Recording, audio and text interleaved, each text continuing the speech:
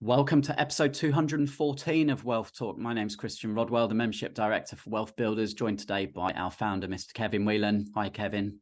Hi, Chris. Good to be with you again and excited about the number of people who want to share our mission to be great money role models for their children, their teenagers, and their young adults. Yeah, thanks to everyone who's been supporting us and attended the webinar, who's now joined the community. We're excited to work with you. And we're continuing today actually with someone who's going to be showing up very soon actually on one of those family sessions. And this is Will Rainey. He's the founder of bluetreesavings.com and the author of Grandpa's Fortune Fables. And Kevin, you've spent some time speaking with Will. He's a fantastic guy and he's got some fantastic lessons which he's sharing. Yeah, he has a gift, and a rare gift, and I immediately gravitate towards it. And it's the ability to make what appear to be complex subjects like money. Money's a complicated thing, isn't it? But he makes it really, really simple. And he simplified that, starting with the idea that if you can make it easy for children to understand, and he's got younger children, and that's when they started really from age of 4, if I recall. He's been able to distill those lessons and has a warm and engaging style and an ability to, and a determination to write good content. And he'll be working with us in the future to share his content with us and making what he's doing available to our membership. And we want to thank him for that. We recognized for the first time in Wealth Builders, we're not about creating our own content. We're about curating content that's best in world. And he's one of those people who's just brilliant at what he does. And we're delighted to have him as a partner. Yeah, we sure are. And I think it's probably best that we head on over to our conversation with Will, and we'll be back soon after that to go through and debrief some of his lessons. All right, over to our conversation today with Will Rainey. Will, welcome to Wealth Talk today. How are you? I'm doing very well. I'm excited to be here. Yeah, it was so great to have you on, because I know you've been speaking with Kevin for probably a good year or maybe even 2 years, right? Since we initially started looking around for wonderful people out there who are, promoting financial literacy for children. And you were one of the first people that came onto our radar, Will. Oh, I know, it's great. And I remember when Kevin told me about the sort of family program, and it's so aligned to what I'm doing at the moment. And so I think it's kudos to yourself and Kevin for pushing it forward. I'm excited to see the response that you get. Yeah, well, thank you. I'm obviously excited to be working with you. And let's understand more about you then, Will, okay? Because you've got an interesting background, and obviously you're the founder of bluetreesavings.com, which is a brilliant website. You can tell us more about that in a moment. And the author of Grandpa's Fortune Fables, which has got so many tremendous reviews on Amazon. I know you're in the process of writing a second book as well. So we've got lots to talk about today, Will. But where did it all begin? So how did you first get into this kind of world of helping children and even adults understand more about money? Yeah, so it was never on my long-term plans many years ago. So my background is that I'm an actuary. So for listeners who don't know what that is, that's essentially an accountant who loves statistics. So I've worked with like retirement schemes and insurance companies and even some governments looking at their long-term kind of risks. But I worked in the investment field. So I did that in the UK. So working with some of the largest retirement schemes in the UK. And then in 2014, I moved to Hong Kong with the company I was with to take on this kind of head of investment strategy role across Asia, which was fantastic in the sense of getting to explore Asia, because I had to go and do business trips here, there, and everywhere. But it was actually around 2017 where I was just having a regular meeting with one of my clients, and we were just talking about personal stuff, and I was talking about my 2 young daughters. And he said to me, "Oh, enjoy this time with them. They only grow up once," which is a completely obvious statement, but it had a really big impact on me. I was like, yeah, I do only have this one like period of time when they're young. And also I know that you spend so much, the amount of time you spend with your kids is predominantly when they're like less than 12 years old after that. So I thought, right, well, I want to make the most of that. I want to spend more time with my kids whilst they're young. So I told my wife, right, we should leave the corporate world and spend more time with our kids. clearly she took a little bit of convincing, but in 2019, we both left our corporate jobs, moved from Hong Kong to a small town called Hoi An in Vietnam, which is one of the best places in the world. It's beautiful, near the beach, near the rice fields, amazing food, amazing people. And then we put the kids into international school, so we didn't go completely rogue and hippie-ish. We wanted to have that education, but apart from just having more time with my kids, I wanted to have a bit of a project whilst I wasn't there. I wanted to do something different, and I felt really lucky to be able to have this opportunity. And it's because I've kind of learned how to look after our money. So we've had savings, investments. When we moved from the UK to Hong Kong, we kept our properties in the UK, so we're earning money from those. And so I was like, right, I felt so lucky to be in that position that I want my kids to have that opportunity when they're growing up. So I made that my mission. I was just going to teach my kids about money. And so when I was putting them to bed, I would tell them a story or make up a story which had a money theme to it. And then I started to share some of those stories with friends and family. They really enjoyed them. So then I started to write my blog, which is the website Blue Tree Savings that you mentioned. And that seemed to go really well and got kind of picked up by the Financial Times and other different media outlets. And yeah, from there, just kind of continue to write different stories and do loads more research around kids and money. And it wasn't my passion when I didn't set out a long time ago, this is what I'm going to do. But now it's just all consuming. It's something I'm so passionate about. And there's so much we can do in that area to really empower kids and then the parents as well. Fantastic. I mean, so much there to dive into further. And I'm glad you mentioned there at the end, your passion now, because it doesn't feel like work, right? You get up every day and, you don't have to clock in, you don't have to clock out. You've got the freedom to work as and when you want to. But when you enjoy what you do, you put the hours in, right? Because it just doesn't feel like work. Exactly. Yeah, no, and I love that. And so I like routines. So I still, every sort of Saturday morning, that's when I write my weekly blog. But yeah, I really look forward to that time where I'm sitting down, go to the same place that I always go to, a little coffee shop, and write it. And yeah, just having that passion to do it and getting the response as well. Like in the corporate world, you can do a good job and you'll get a few pats on the back from your boss. But when you're getting emails from random people you've never met just saying thank you for the work that you're doing, it just drives you on for doing more and more. And that's led into another income stream for you now, which on top of, you mentioned the property and investments, multiple income streams is what we advocate at Wealth Builders, and more pillars, wherever those pillars are, whether it be, your home, your pension, investments, properties, IP in the form of books and products and courses, which you've created as well now.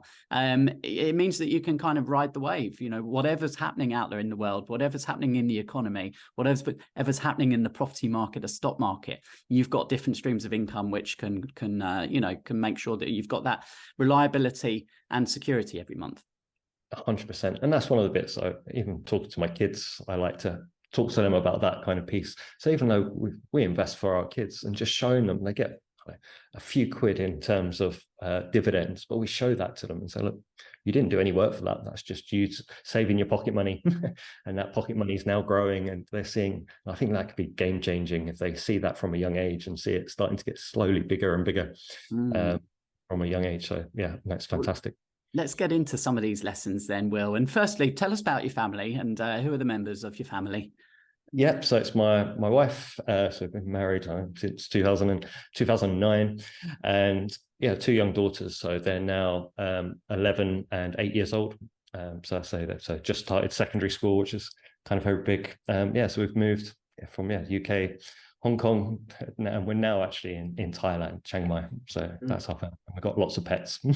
Yeah, when we talk about education system in the UK, not really including the topic of money, including the topic of finance. It's always been that way, and probably going to be that way for some time. And many will say that's not the role of the school to be teaching the children. And we would agree. It's more the role of the parent to be able to instill these lessons. And as a parent, and as an author of these best-selling books, I guess you sort of tested some of these theories out on your own children, did you, Will? And how did that process start? Yeah, so one of the bits that I started with was getting my kids from the youngest age. So I think my youngest was about 4 years old when I started. And so we got them to think of money like seeds, and said, look, you can take those seeds and you can spend them, and that's just like spending money. But then straight away they got really curious. They were like, what happens then if you try and plant these seeds? What is that? So for the longest time, we said, like, yep, you can plant those seeds will grow, and they'll grow into these trees, which we called blue trees, and hence the name of the website. And those trees will produce seeds. So even though they didn't really understand what does it mean when you plant, it just means you're not spending. But they got that if I don't spend, then this money can grow. And then as they got older, we started to introduce more of the what does it mean when you're planting. So talking about investing and talking about compound interest, where you take those seeds and you plant them and you get more trees which produce more seeds, and soon enough they have this forest. And so it's a really engaging way for them to think about money. And so they visualize this kind of financial forest kind of growing. And so I remember talking to one of my daughters a few years ago, and I said, all right, when you get to 18 years old and you're going to have this forest, are you just going to chop it all down by going on a big spending spree? And they're like, no, we want to look after this forest, because they're learning about like the environment at school. And I was like, fantastic. Clearly they talked about like, we'll take off some branches or take a few seeds. And I'm like, yep, that's 100%. But if you can nurture that forest over time, and letting them know that so many people out there don't have a single tree, let alone a whole forest. And so the younger that they start planting these seeds. So that was one of the first kind of lessons. And then I've kind of just extrapolated from there to try and talk about many different money topics using that analogy. So on the investment side, we know that people are scared about investing in the stock market because of stock market crashes.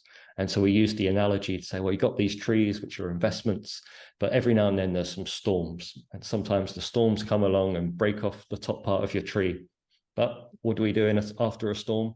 Well, we just let the tree grow back bigger and stronger, and it soon produce more seeds. And I think having that mindset of, okay, it's just a storm. Storms come, storms go. We'll just keep going, rather than them sort of growing up being anxious about their investments. They're like, yep, it's just a storm. We have storms all the time. And so, yeah, so that's been one of the key lessons that I've kind of instilled and just built on over time. And yeah, the book that you mentioned, I've written, Grandpa's Fortune Fables, has essentially lots of different chapters, all kind of building on that kind of analogy. I absolutely love that. And as you're talking there, Will, I'm thinking, why is this not taught in school? You know, that would make sense, wouldn't it?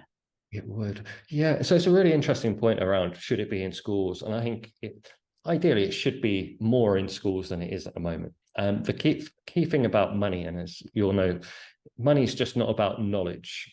So children, even if they went to school and learned all about the knowledge of money, so what is debt, what is tax, what is in real estate, what is in your stock market, just having that knowledge doesn't always mean that they're going to be good with money, because money is a lot about psychology. It's about putting good actions into place and having good habits. And it's really hard for schools to kind of help children implement good habits, especially if the parents aren't involved. So if we take the sort of link between wealth and health, if children go to school and learn all about donuts are really bad for your health, be mindful how many donuts you have, but then they go home and their parents have just bought a box of 12 donuts. You can see how it's going to be confusing for the children. And I think the same thing with money as well. And that's why I focused a lot on helping parents teach their kids about money, such that the parents kind of feel empowered to teach their kids in a simple way, but also can role model good money behaviors themselves and learn about money in a very non-threatening, easy, visual, fun way. Because I say most adults were never taught about money when they were growing up. So actually they've probably got a similar level of financial IQ as many of their kids. Yeah, and that's the tagline in the book, isn't it? For kids who want to turn piggy banks into cash cows, and for adults to help them understand about money. So how do you help the adults? Obviously, the books are there for the adults to read with their children. Are there particular lessons or additional content that you've created for adults as well? Yeah, so all my blogs that I've written are for adults, and it's for them to learn a money subject in such a way that they're understanding it, but then take this lesson that you've just been taught in this blog and take it to your kids. So for example, it could be about investing in the stock market. And so I sort of shared in that blog about my experience of teaching my daughter. So we're actually sitting in a McDonald's in Hong Kong. And I remember saying to my daughters, did you know that you own a piece of this McDonald's? Because we invest in a global index fund. So we pretty much every big company we own a small piece of. So and because we invest for our kids, we said, you own a piece of this McDonald's. And they got so excited about owning that McDonald's, the tray, the bins, all the people queuing up to buy their burgers. Some of that money was going to be their money. And it's not just that McDonald's, but all of them. And so they got this really excitement about investing is about ownership. And then we went out and we saw the Apple store and said, yep, you own some of that. And because we were in Hong Kong, we saw Disneyland in the distance, and you can say, yep, you own some of that. So I was kind of sharing this story, and so many parents who read that blog about how I taught my kids about it said, that was just the most simple way of learning about it, not just for my kids, but for themselves, because it was putting it into a kind of a real life example. And when we talked about risks, we talked about blockbuster video, which people can relate to. And that's essentially what my passion is now, to try and simplify a lot of money subjects to such a way that a child can understand it, and then parents can just kind of leverage off that.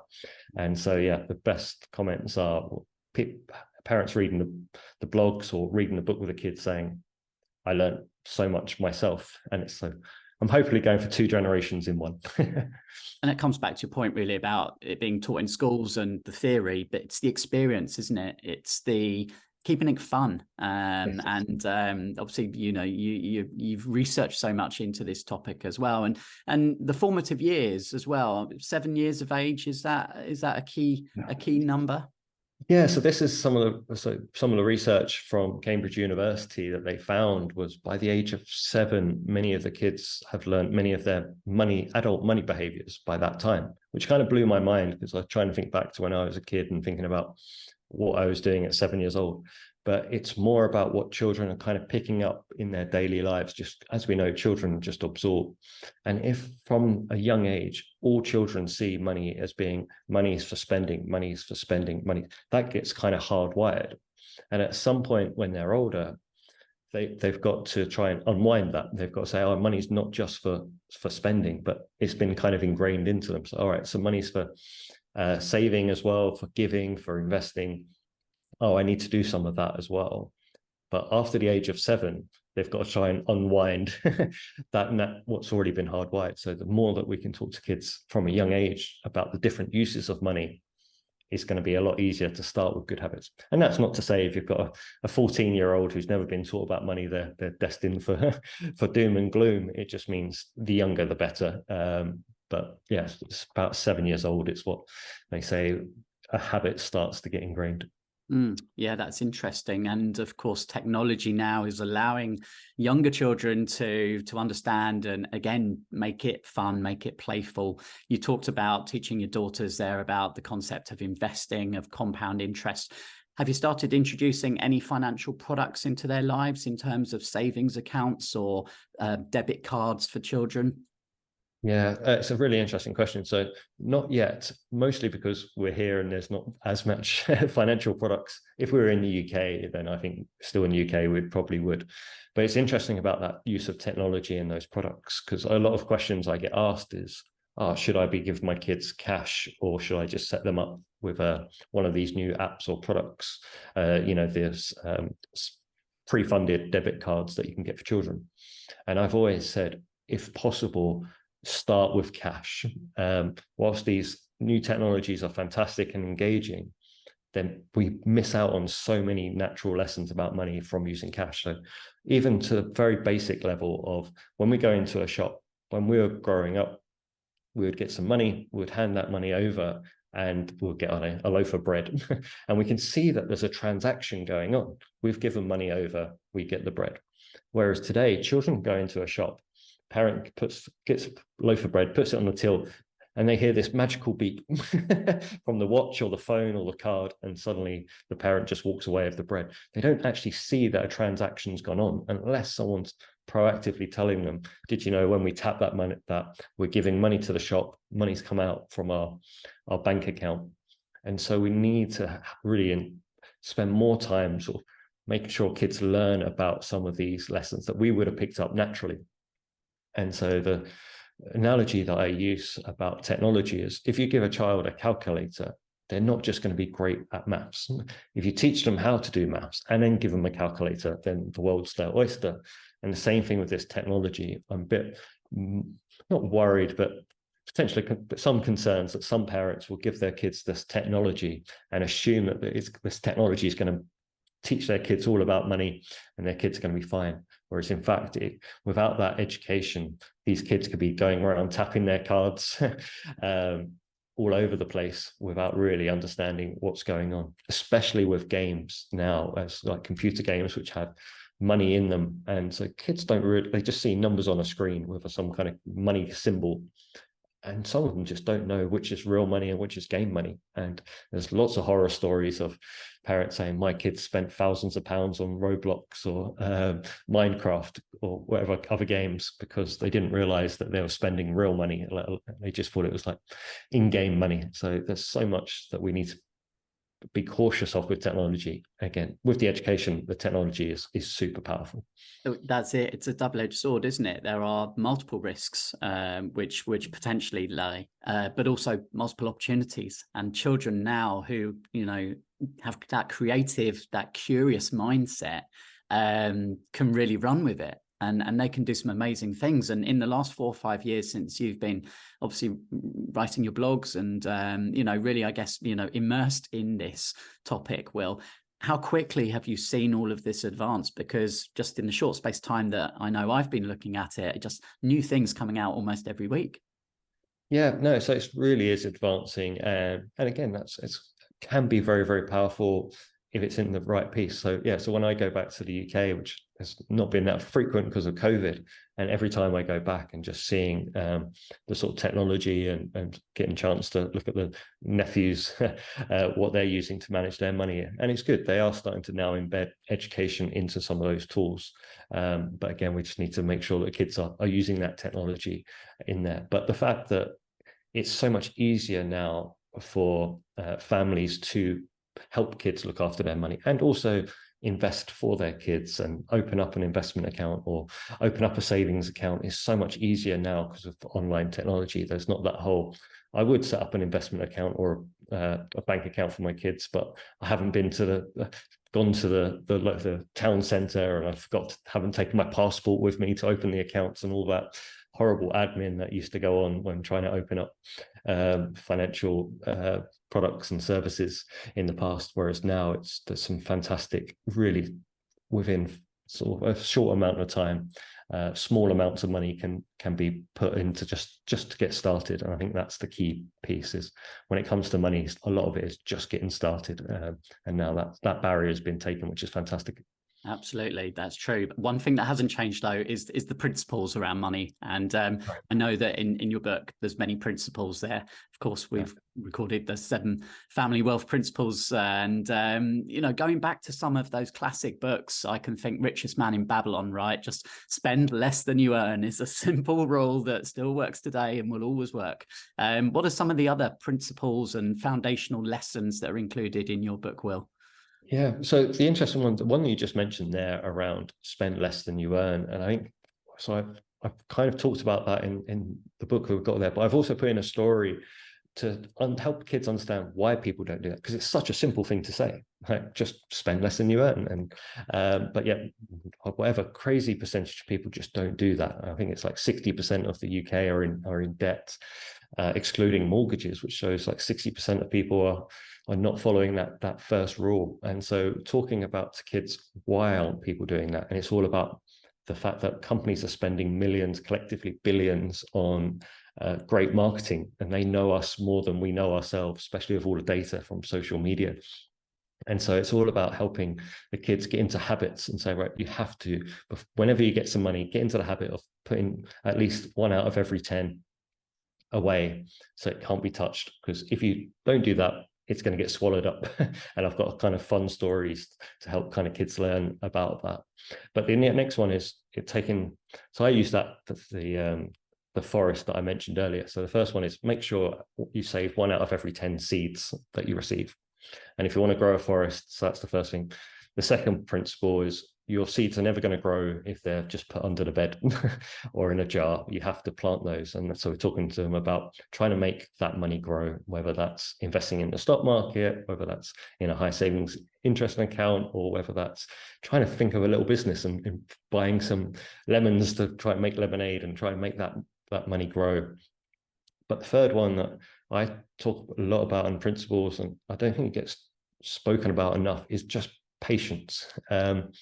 And just all of the people I know who are financially secure have patience. And with patience, it means they're not going to use gambling, they're less likely to use bad debt, they're less likely to get scammed, they're going to be more patient when investing. They're not going to just look at the newspaper every day going, where's the stock price? They're going to be that much more patient. And they're also not going to be spend spontaneously and frivolously if they've got that patience. So I talk a lot about in my blogs and in the chapter in the book about patience. And when I do some workshops with some companies, I talk about how parents should really look to try and teach their kids to be patient. And so it could even be something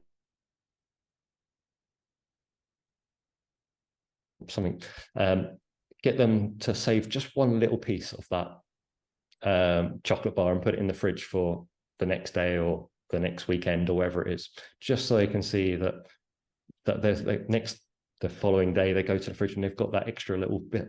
Because if they have eaten the whole chocolate bar the first day, they would have probably been happy. But if they get to eat 90% of that chocolate bar, they're probably going to be just as happy. But that extra 10% that they delay, they'll be really happy they did the next day. And so it's just getting children to learn that patience is rewarded. Patience doesn't mean you can't have any of the chocolate bar. You can't eat any of it. It's all about have most of it, just save a little bit. And so, yes, they're what I call the 3 rules of wealth in the book, which kind of leverage off, I say, Richest Man in Babylon, Rich Dad, Poor Dad, and Psychology of Money. And so, yeah, keep 1 out of every 10 seeds, plant the seeds that you keep, and then be patient and let those trees grow. And then if they follow those 3 rules and make them into like their kind of habits with all of the money they receive, then I'm sure they'll have a nice big financial forest when they're older. And I'm sure everyone who's listening now would 100% agree with that. But how many were actually told that when they were younger? Very few, unfortunately. Certainly wasn't a conversation I was having with my parents. Another thing I'm interested to hear your opinion on, Will, is learning styles and personality types.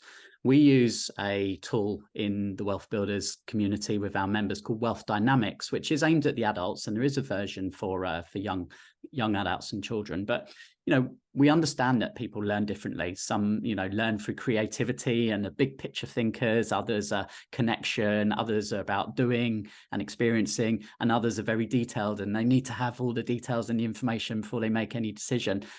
How does that reflect in some of the work and the research that you've done in terms of being able to teach people effectively?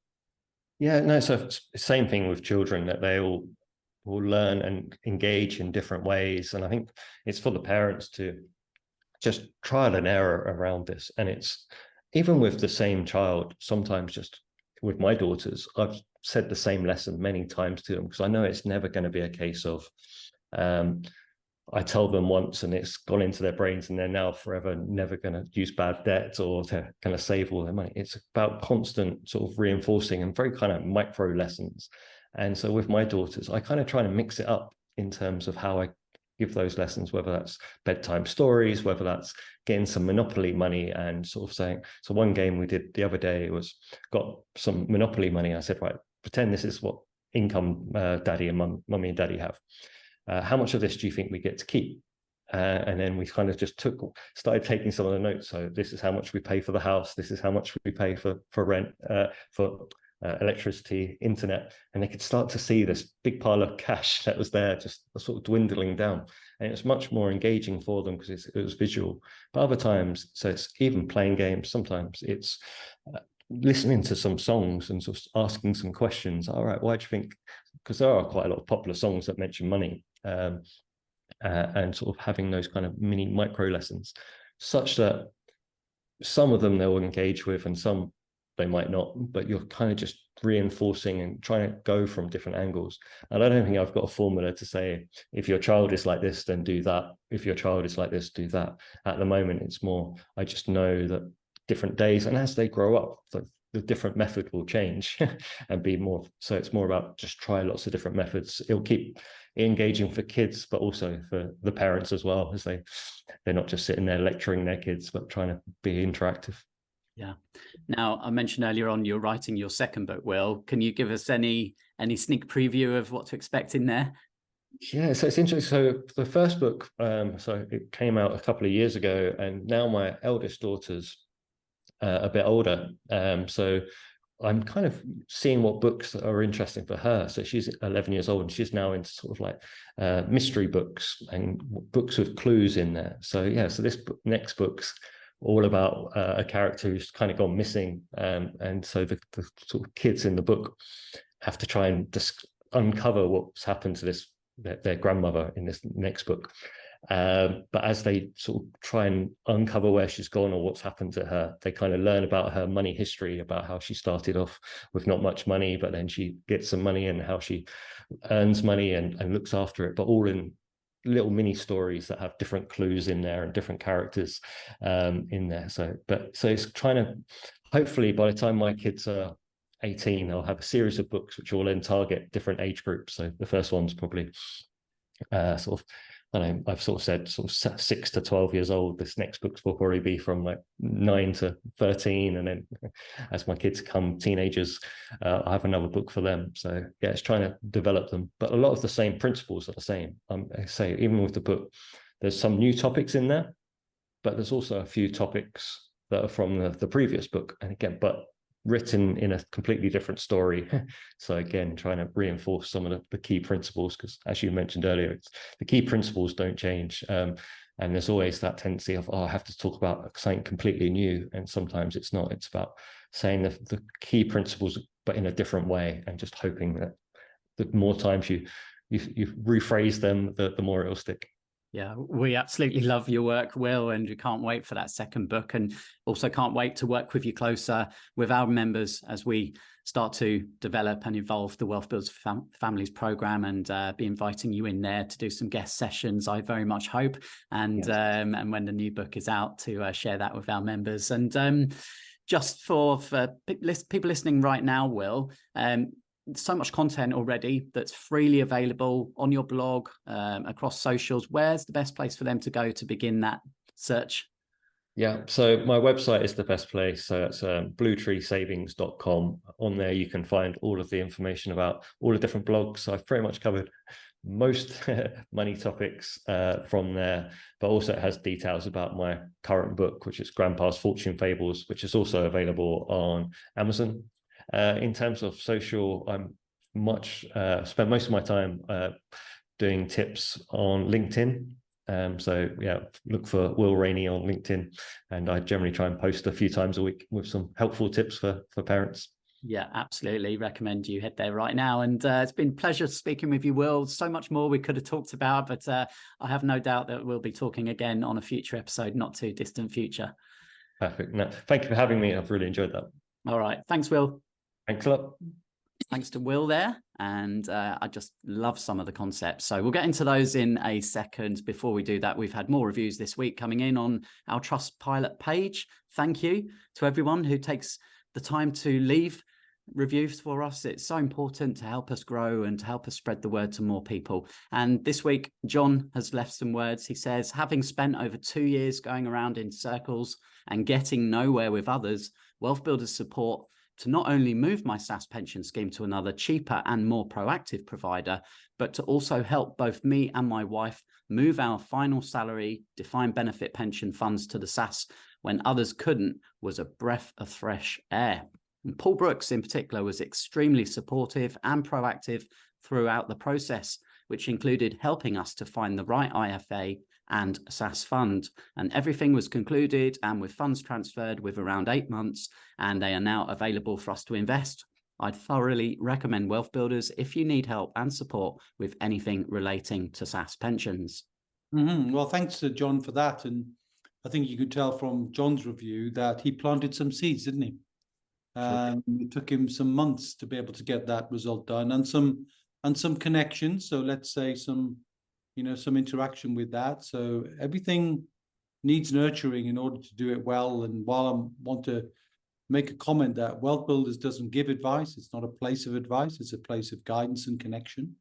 So Paul Brooks, nor me, nor anybody else in Wealth Builders gives advice, but we know people who do, and they're responsible for that. But thanks to John for that, but also thanks to Will, because one of the key messages that Will gives is really a reflection of one of our own principles, the metaphor for life, and I think he's embedded it more than anybody else, which is the concept, Chris, of planting seeds. Definitely, yeah, and seeds grow into blue forests, blue trees, and and then blue forests. No doubt. Yeah, wonderfully simple, yeah, good concept to get children to understand that money needs to be treated in a very, very visual way, not just in the tactile nature of touching money, which you mentioned, particularly in the buying and selling of things and the transactions, but also in the concept of the future. And so some really, really interesting analogies that flow from that, including the storms, that can damage forests, but they don't blow them away, and that you can weather storms and you've got flexibility within that. And also the idea that the trees themselves generate seeds, and those seeds then plant themselves, and then you're creating a forest, and you want to keep your forest growing. And I think that's very elegant in how he does that. So a really great take on again how we're approaching that, and I'm just pleased that he's managed to do such a good job in sharing that. Absolutely. And we talk generally in Wealth Builders with our members. We have a roadmap. We teach the 9 steps of the roadmap to move from financial insecurity to financial independence. The only way to generate asset income is from one of the 7 pillars. And Will was able to relocate because he'd already put the time in himself. So building his own assets through property, through investments, through recurring income streams that allowed him to say, you know what, we want to spend time with our children. We've got income and we don't have to stay here. And that gave him that freedom of location to go and travel, live in Vietnam initially. He's now in Thailand, put children into international schools. But that's all because of that asset income that he'd built up himself. And without that, he wouldn't have been able to do it. Well, also the catalyst, I often talk, Chris, don't I, about the catalyst, that reason to overcome inertia as an ROI. And he mentioned that, I think, a casual conversation with someone who says, kids only grow up once, And he's like, well, yeah, I want to be there for that. I want to see that. I want to participate in that. And that ability to do that, and certainly that's a calling for many people who want to go into business or get into some way of being able to be flexible with their time so that they can spend quality time with their children growing up. And I think that's a very laudable thing, and good for him that he's been able to not just place himself and his wife and family in that position, but he's also been able to reinforce the messages, not just to his family, but to other families as well. And I love that idea he mentioned about the leverage of a couple of generations. You're teaching the parents how to fish. You're not just giving them a fish. And I think there's an important point about schools also. And I've made this point, and Will makes the same point, although slightly different language. He talked about schools teach, and that's sort of almost, I think he said, you can't learn wealth in books. You can't, because you've got to have habits, you've got to have perseverance, you've got to do the nurturing. You can't just read a book about seeds and then not do anything. That's just, you can didactically be taught and you can understand, but without the practical application, it doesn't do anything. And I think he makes that point well too, and we see so many people, don't they, Chris? Buy a book, buy a course, listen to a podcast. Could be you, Mr. Listener, Mrs. Listener.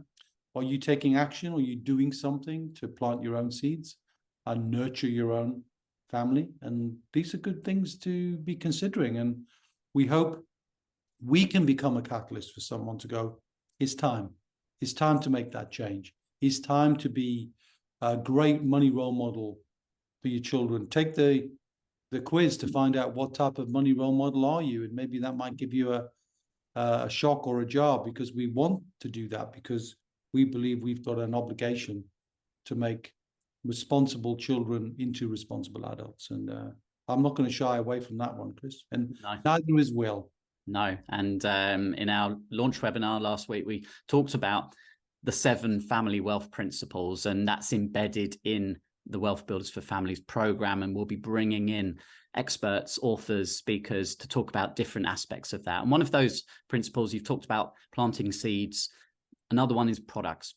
And I like the way that Will said, starting with cash, keep it tangible. And that's a question he gets often, because you miss valuable lessons when everything is just tap and touch. I think we've said this many, many times already in different podcasts, Chris, about that. And I think he makes a great point about making money tactile at the very beginning, so that there's that sensory relationship with it, whether it's very young children just playing with money and virtual shops, to coin rubbing, to playing with Monopoly money, to going shopping and physically seeing money and using money instead of cards, in order to let children see that there is a process of exchange that's going on. Because in the end, these are life lessons that can't be just absorbed by, here's a tap, here's a tap, here's a tap, because then they just think money's on tap, and it is not. So the lessons need to come from there. So yeah, but of course we'll be bringing products and concepts of the latest developments in products from time to time.